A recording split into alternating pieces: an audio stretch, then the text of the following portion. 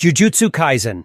Who is Kenjaku, and what is his plan? Kenjaku stands as a paramount antagonist within the annals of anime, harboring an immense threat. He stands as the orchestrator behind the cataclysmic unraveling of the universe within Jujutsu Kaisen, meticulously devising his grand scheme over millennia and across numerous lifetimes. Such dedication, but for what?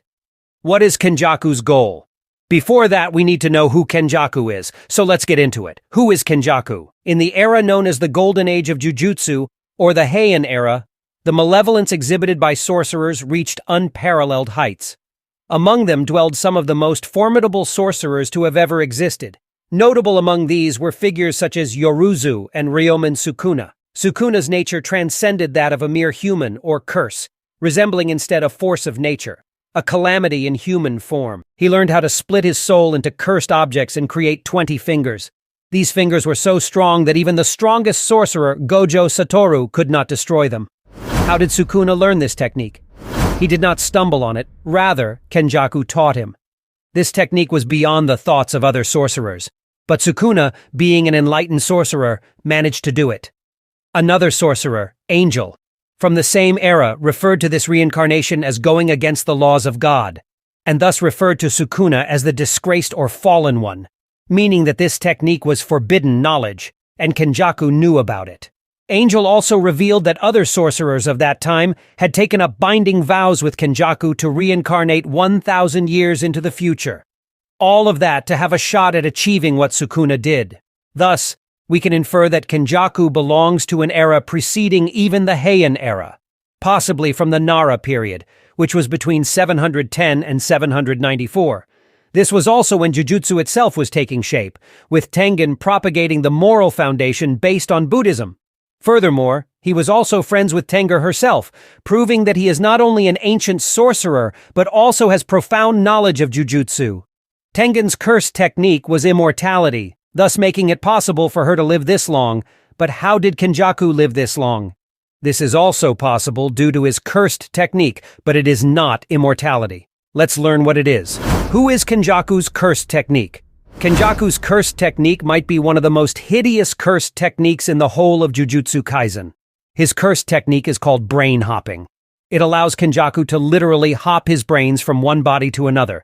This is how he has lived this long, by switching bodies.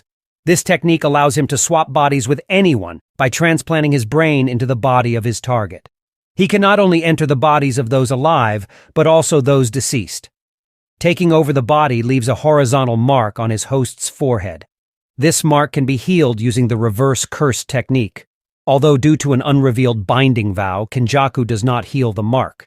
The transition is seamless, as the brain perfectly connects with the body with such compatibility that even the all-seeing Six Eyes could not discern between the cursed energy of Geto and that of the stranger occupying the body.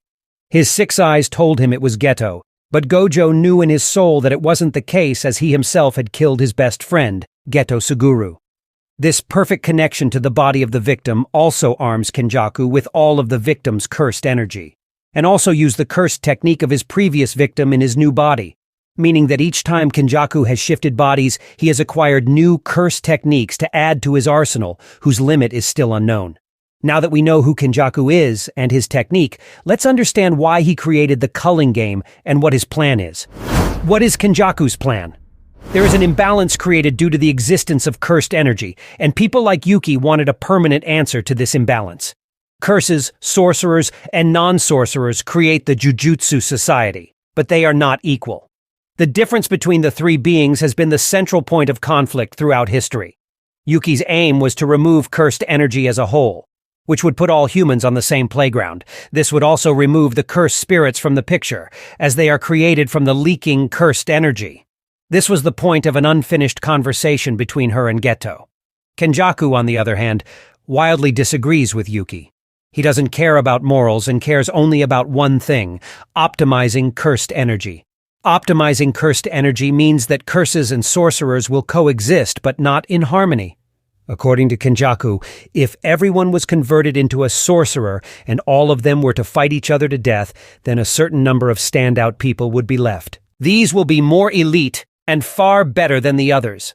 When this happens rapidly on a huge scale, it will lead to the evolution of the whole society.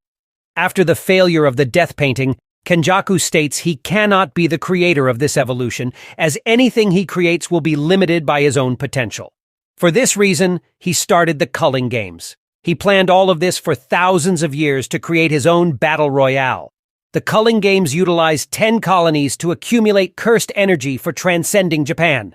These colonies are connected at the most western point of Japan and end at the boundary lines created by the colonies.